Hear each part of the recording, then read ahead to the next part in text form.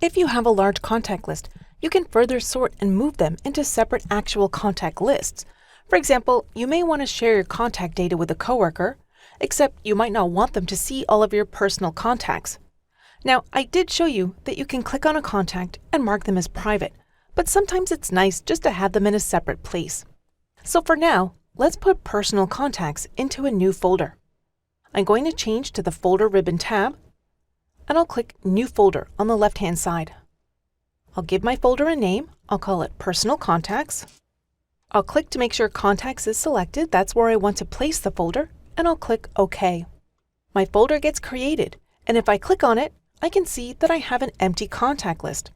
I can either create a contact directly in this list by changing to the Home ribbon tab and clicking New Contact, or I can move an existing contact. I'll click to go back to my original list. I'll select a contact, drag it with my mouse over to the Personal Contacts list, and let go. My contact is moved out of my regular contacts and has been moved into the Personal list. I can continue to go to Folder and then select another new folder. In fact, I can right-click on Personal Contacts and create a new subfolder, just like we did with email. I can copy it, move it, or delete it. I can also move it up in the view. Because of all these options, your folders full of contacts could also tend to get unruly over time. In this case, you could create a brand new contact group.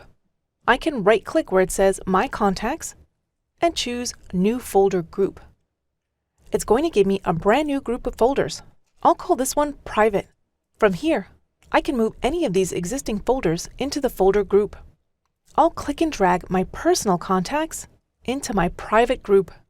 Now, I have two completely separate folder groups, one for my professional contacts and one for my private contacts. I'm going to click on the mail icon on the bottom left-hand side of the screen because there's one more thing I want to show you. To address a mail message to somebody in this new contact group, click New Email, click the To icon, and on the right-hand side under Address Book, click the pull-down menu, and here you can find your new personal contacts group that I just created. In fact, if I select it, I can see the one contact that I currently have in there. I'll select To, OK, and my email has been populated with their name.